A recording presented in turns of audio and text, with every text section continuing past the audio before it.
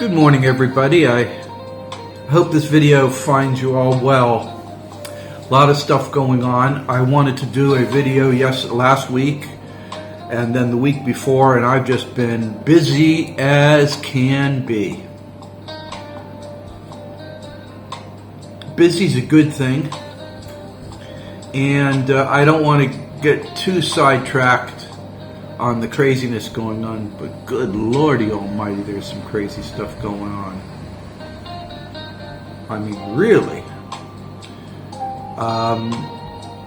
Reasonable reports say that Donald Trump asked for nuclear launch codes from his generals, caused a big problem in the military. The economic situation in the United States is, I don't know how any of you handle it. A bucket of Kentucky Fried Chicken is $55. $55. Whew. Okay, the days of fast foods are over, and you all are going to have to adjust to that change. Not going to be eating out that much, and when you do go, you're going to go to a good sit-down formal restaurant, maybe not with white linens, but a place where you're going to get your money's worth. Fast food is not it any longer. Later on this year, in the blog of my blog, I've placed a bunch of adaptability guides based upon the knowledge of our great-grandparents, updated for contemporaneous lifestyles and the laws. So you're going to have to downsize, simplify, and change habits. That's basically what it is. And these habits are grabbing fast food, grabbing coffee, taking the car to go here and there, using big, massive consuming appliances. You're going to be downsizing. A big stove uses up a lot more heat and energy than a little tiny oven. Okay?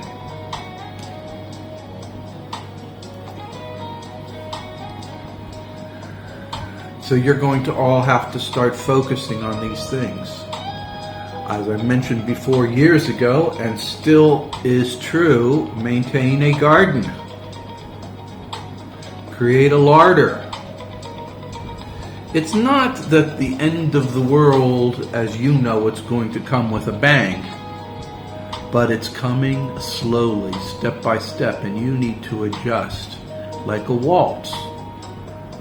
The stuff moves forward, you take a step back, or you take a step sideways, and you need to adapt to it in that way. Are you up to it?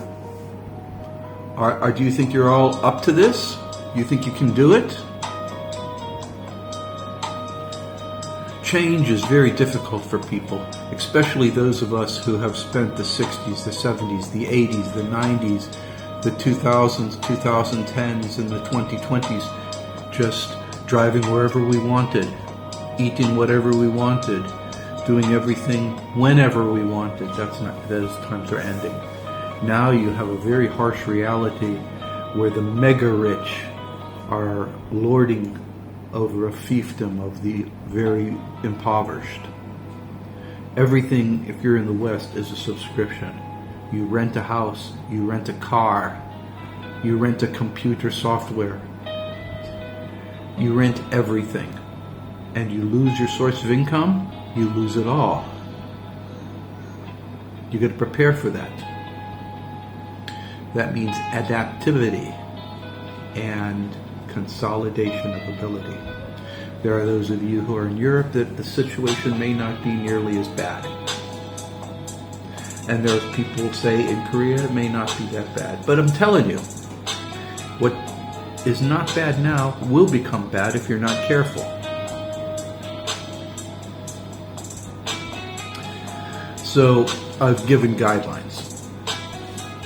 One of my favorites is the idea of breakfasts. And you're going to have to wait a couple months till you read these posts because I have things stacked up. But it's good. Okay, so go to the grocery store. What's the cost for a big box of Cheerios? How many meals does that buy you? Plus a big gallon of milk. How many and some sugar? How much cost would that be? Okay? The percentage of cost compared to your income today is a lot greater than it was when people started eating Cheerios.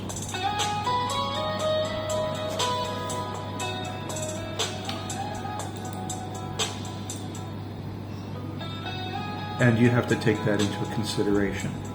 Now, I recommend getting a bread maker. That's an investment. You pour some flour in, pour a little bit of some other ingredients in, small amounts. Okay, you do that, right? You put these small ingredients in, put the timer on. You can do it any time during the day. Say you get back from work, put the stuff in there, put it on the timer so that it starts cooking, say about 3 or 4 in the morning. And it's done when you're up taking a shower for your day. So you get out of the shower, you got your clothes on. You don't run over to McDonald's and get their quick coffee and McMuffin. Instead, you go to the kitchen, pull out a fresh loaf of bread, you cut it, okay? Put some butter on it. You get 2 eggs. You want them scrambled or you just fry them. If you're ambitious, you add a tomato or some lettuce. That's a breakfast sandwich, and it's damn good. Fresh bread, fresh eggs, fresh vegetables with a cup of coffee in your kitchen, and it's cheaper. If you look at the numbers, and it's cheaper than buying a McDonald's or Burger King breakfast meal. You just have to change your habits.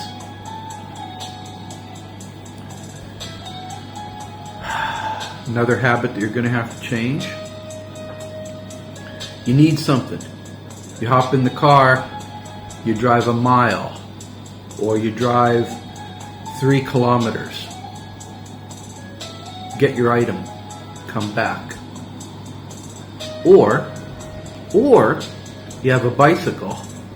You ride the bicycle to the store, you get what you need and come back.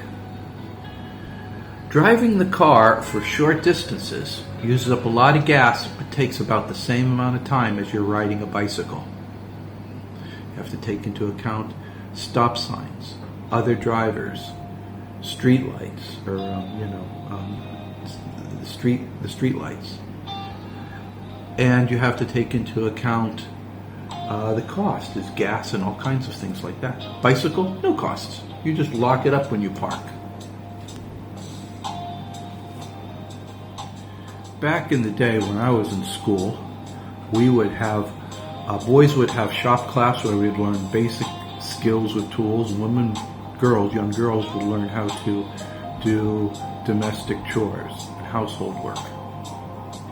In those days, the budget was always done by the wife. She managed the finances. She planned the meals, made sure everybody was dressed properly, everybody was eating well, the house was maintained, and transportation was taken care of. The man provided a steady income. Now, that model worked really good, and that's the model I use in my personal life.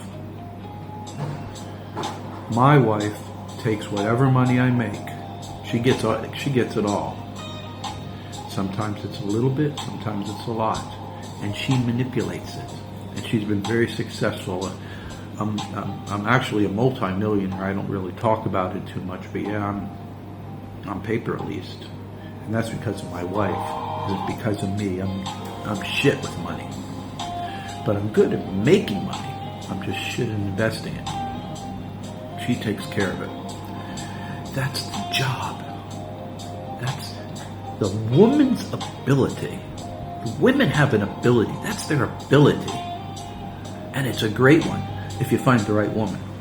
Not every woman is good, but in general, they're more meticulous than men. Men, we can focus on one thing at a time. Women can juggle all kinds of things because to a woman, it's all interconnected. It's all interconnected. So women are better investors in a household point of view than men are. So however you manage your life, you just need to realize that you're going to have to change the way you've been doing things. One of the big changes is moving from a consumer lifestyle to one of a more frugal lifestyle. Do you really need, what's the cost now? $50,000 to $75,000 for new cars now in the United States? That's friggin' insane.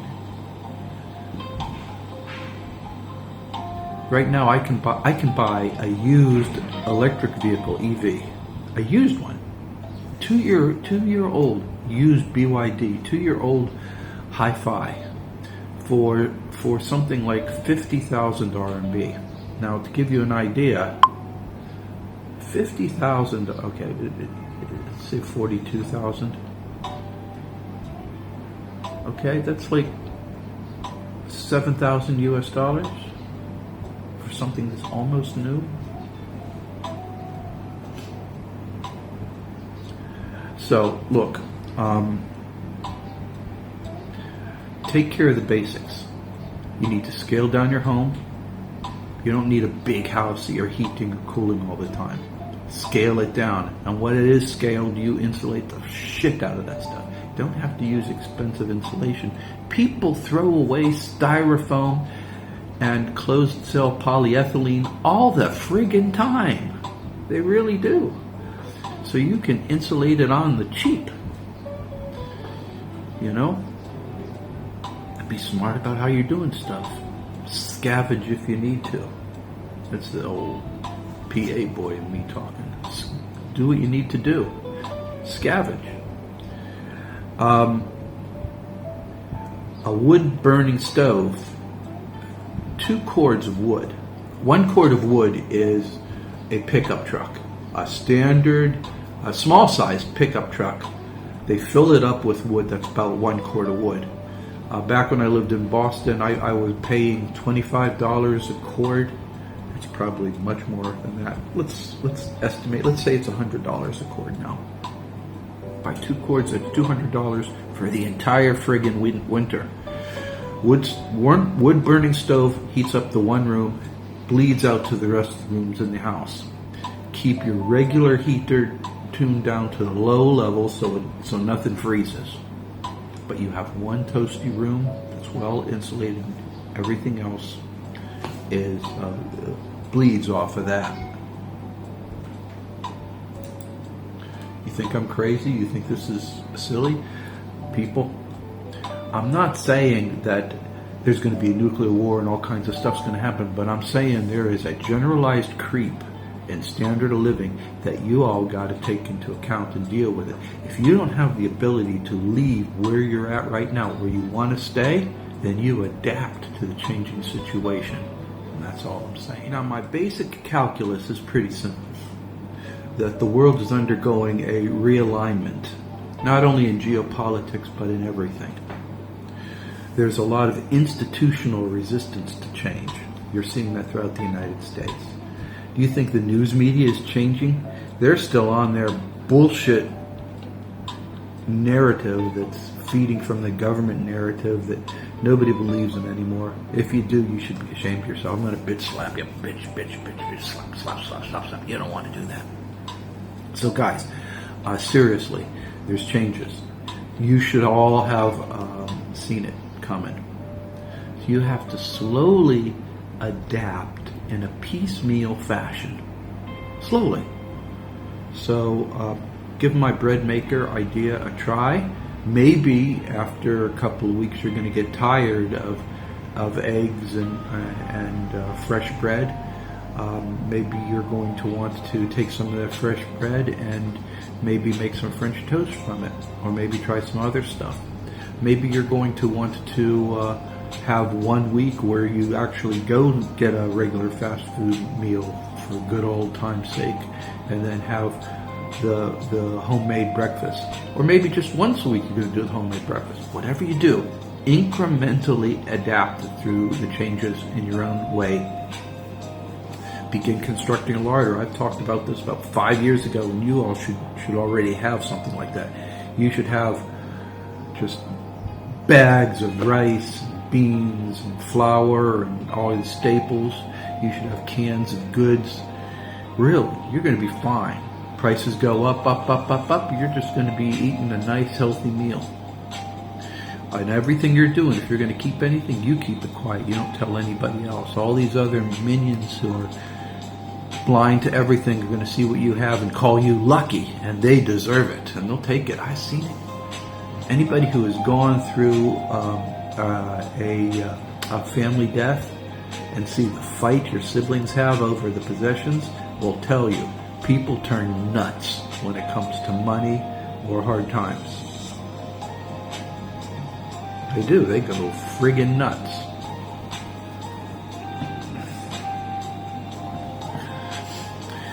And if you want to see people go really nuts, batshit nuts, wait till they're hungry. You do weird things when you get really hungry. Prepare for it. Get ready for it. Expect it. Now, I was actually going to talk about the reality, because I have a lot of stuff to talk about reality. But this seems to be a more immediate need. A lot of you have. If you look at the appliances in the United States, just go in your kitchen. They're all big. Do you know, aside if you're going to make a turkey or ham, that stove is fine. But to make meals every single day, do you really need a big stove?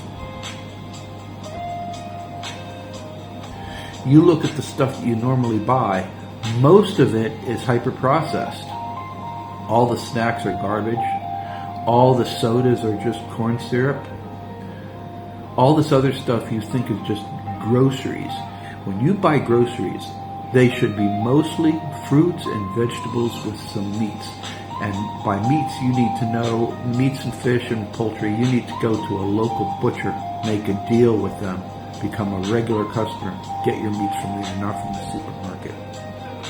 One thing that I've been seeing and on the internet is people are going into stores, picking up the package that says that this weighs 4.5 pounds, removing the meat, putting it on a scale, and they're finding out it's actually 2.7 pounds. You have to be guarded now. What people are saying isn't true. And when you scan, make sure that the numbers, you hold a personal calculator when you're buying now, because it's all electronic. They can save a lot of money by altering the barcodes electronically with a press of a button. So that Walmart is particularly guilty on this.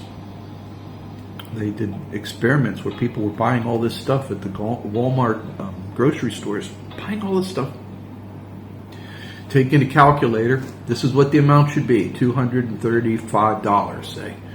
They go to the register and it's almost $500. got to be careful. Do it yourself. Buy 5 items. See what the amount is. Go through the checkout. Write them down. Take a picture of it. Go to the checkout. See what the amount is. You're going to see a variance. And they say, well, no, cashier says this. He says, no, here's the picture. And you show them the picture of what it actually said it costs. I'm telling you guys, I suppose I'm on quite a rant right now, huh? Everybody, you got subscriptions? Don't be surprised if not only are they raising it, but they're tacking on other benefits. You need to audit what you're paying for in subscriptions and tone them down. If you're using Windows and you're on any kind of subscription service or are doing anything, you need to switch to Linux, and you need to have done it last year. Okay? There's no excuse for running Windows 11. And if you're running Windows 10, shame on you. Not only are they selling your data and force-feeding you commercials, but you're entrapped. Get out of that. That's a nightmare. Get out. Cut deals with your local gas station for gas and petrol needs. Start organizing based upon community. Find a good car mechanic locally, somebody you can cut deals with. I tell you, when I lived in the States, there was a local guy. All he wanted was, he'd fix my car. He was a genius with cars. All he wanted was, a little bag of weed. He'd do the whole damn car. I mean, he fixed all kinds of stuff for me. He replaced a radiator, redid my drive shaft and my universal joints, put on brakes and everything. It's like for a cost of a bag of weed. Crazy. Cut deals, okay? Think differently. What worked in the 1960s, what worked in the 1990s does not work right now. Y'all need to tidy up and tighten down, okay? I'm a bit of a health nut because I want to live until I see my daughter's grandchildren. So I need to be pretty healthy for that. And if you know anything at all about me, and I think you guys do, that means I'm going to be sticking around for another 40-some years. So I got to make sure I'm eating healthy, drinking a lot, and staying away from bad stuff. Your health depends on mind and what you eat and drink. Your actions always keep moving. You don't have to jog, but you got to be active. Whatever makes you active. Some play golf, some ride bicycles, some jog with their dogs. Whatever you do, be active. Okay? Seriously now. Seriously. And so, this period of adaptation, be careful. And there's a lot of noise. We're calling it noise and garbage from the internet and from mainstream media channels. But it's more than that. There's subliminal programming that's going on through that stuff. And it's not tinfoil hat stuff. It's mainstream and mature. So I'm telling you, be careful, be cautious. Garbage in, don't be affected by that. If you see people, huge grumps of people acting kind of weird, then you know. It's actually not so bad right now under Trump, but under Biden, it was just at an insane level. Biden and Obama, man, they were just filling the goddamn mainstream America with all kinds of enraging prompts. Don't do that. So what do we call? I talked about, alternative for cars, meaning that start riding your bike a little bit. Get a bicycle, start riding a little bit. Don't allow anybody to steal your bike. Nobody wants to steal a junky-ass looking bike. Find something at a Goodwill store or used store or something, okay? or even in Craigslist. Find something, okay? Uglify it. Take a plastic grocery bag, spray paint the inside in browns, blacks, and ugly looking pinks and reds or whatever. Then wrap it around the seat and tie it up there so it looks like, somebody tried to improve the seat. Spray paint a rust appearing look on the bicycle. Make it look ugly as shit. Get a egg crate and bungee tie it to the back so you have a little place big enough that you can put 1 or 2 bags of sacks of groceries in there. I did that. Nobody stole my damn bike. There were kids, the young kids, because I lived a couple times adjacent to a ethnically populated section of the lower income area in Erie, and nobody stole it. Though I often would see these young, youthful guys, they're 13, 14-year-olds stealing bikes. They're riding one bike and passing the other one with them. And they collect these bikes. I don't know what the hell they do with them. I mean, I think it was just a thrill for them to take. So don't allow that kind of stuff to happen and occur to you. It's not good. So you're going to save some money on gas that way. If you have the money, resource, get yourself a little electric scoot. That's even better, but it's a higher chance of being stolen. I worked on a project where with the Sunbeam Victa in Australia, and they had this lawnmower. It was a robot lawnmower. Place it down and it just mowed your lawn. You could program it and everything. It was great. Only one problem: everybody was stealing it. They'd set it out, somebody would steal it. So they stopped selling it, but it was great. You no mowing the grass anymore. You just put this little robot on and it would mow the grass. Problem was, people stole it. Adapt. Always adapt. So we're talking about transportation. That's a pretty big issue. Housing. You're stuck where you're at. Now there's people who are living in cars. There's people who's living in metal sheds. There's people who's living in storage units. There's people who's living in long stay hotels and motels.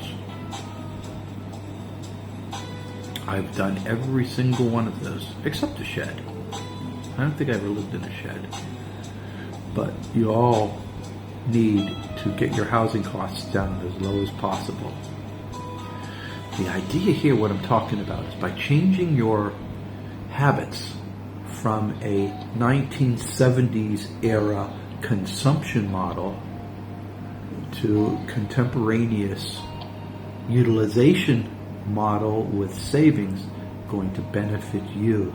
Your money's going to stretch like you have no idea, and that's really, guys, if you go onto the internet, you're going to see everybody talking about, well, if you stop drinking Starbucks coffee, you save X, Y, and Z. If you do this, you'll live longer if you eat this kind of food, and all kinds of nonsense like that. I'm not talking about that. I'm talking about changing lifestyle. Okay? You're all not blind. You can see what's going on now. You saw where you were last year. If you thought 2020 was bad, you ain't seen shit yet. It's going to get worse. And while you're okay working at a job right now and doing these suggestions here is going to stretch your money, imagine if you lose that job. So this is a preparation here, okay? So I talked about transportation. I talked about some changes to your meal routines.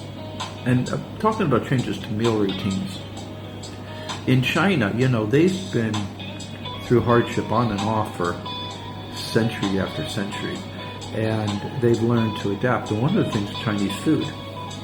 Chinese food is primarily vegetables. Vegetables and staples like rice, or if you're in the north, wheat, noodles. And meats are used sparingly, just a little bit of meat. So the American idea is you have a big hunk of meat with a side of vegetables. Chinese way, lots of vegetables, flavored with meat cut up in little pieces. It's not the nonsense you get over in a Chinese restaurant that you see in your local nation. In China, they're basically doing it that way. They take a piece of meat, they cut it up into little pieces, okay, and mix it together. As they cook it, the flavors spread around. So you're satiated. You're getting your protein, and you're also getting your nutritional amounts. The crap better, I'll tell you that much. Okay. So you need to start doing it. Now, my generation, the girls, actually before my generation, they were actually much better at it. My generation was about 50-50. But the women all could make delicious meals. Nowadays, you're a man living on your own, you're going to have a little bit of trouble with that. But you'll learn. I learned to cook. And it was good. Tell you what. The cheapest source of protein that you can ever get is eggs. And you can raise chickens on the cheap. It's not that damn hard. You got room? Raise some chickens. I once dated a girl. She had 5 chickens, unlimited supply of eggs. And they had a little garden. They only went to the store for friggin', seasonings. You don't need a lot of seasonings. Those of you who have seasonings know you don't need a lot of them. So consider bread maker, buying staples, focusing on having your own eggs, and you don't tell anybody. And if you are unlucky enough to have a homeowners association attached with your mega McMansion or something, figure a way of dealing with that. You might have to raise chickens in one of the bedrooms, for God's sakes, if you can't do anything that meet their approvals. Nowadays, you try to fix a car in your driveway and they'll call the police on you because it's in violation of one rule or the other. That's, freedom is the ability to own property. If you don't have that ability, you're not free. And that's what people seem to miss about the United States. Freedom is the ability to own property, not rent it, not be on a subscription plan, not have somebody tell you what you can do, and not tax it. True property ownership is never taxed. When you go to another country, you see this. All right, I've been ranting on and on. I was going to talk about reality and the stacking up of templates because it's kind of important right now because we just had a template switch. Probably didn't even notice it. Some of you might have if you're more perceptive. But seriously, that's it. And these are some hints and tricks. More that's coming down the pipe, but I wanted to get some of this out. And you'll be a lot better. So, in short, don't be too focused on saving money.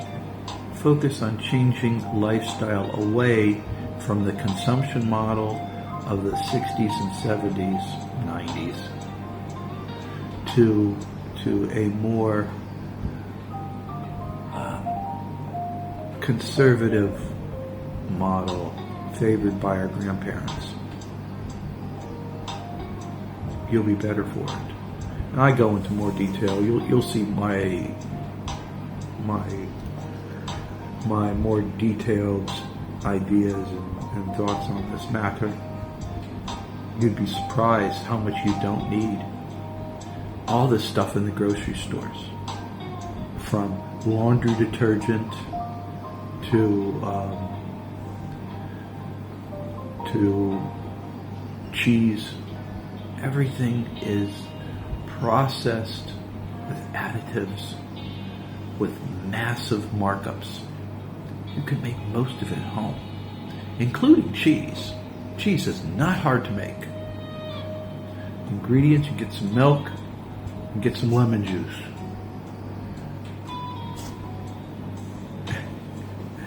And then as you get better making some of this cheese, you can flavor it in different ways.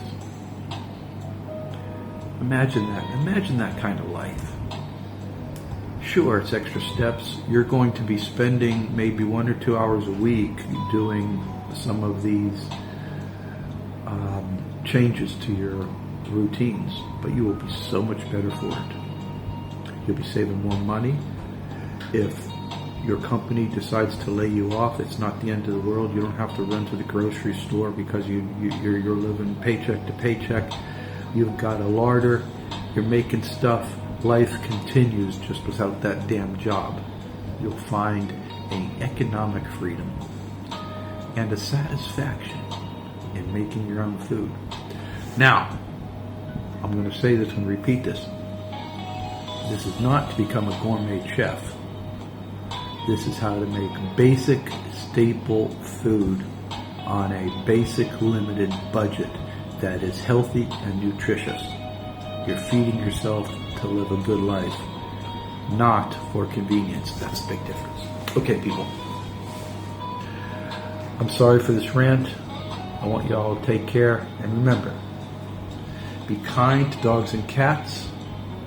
They're your anchor when the world goes to shit. Think highly of yourself because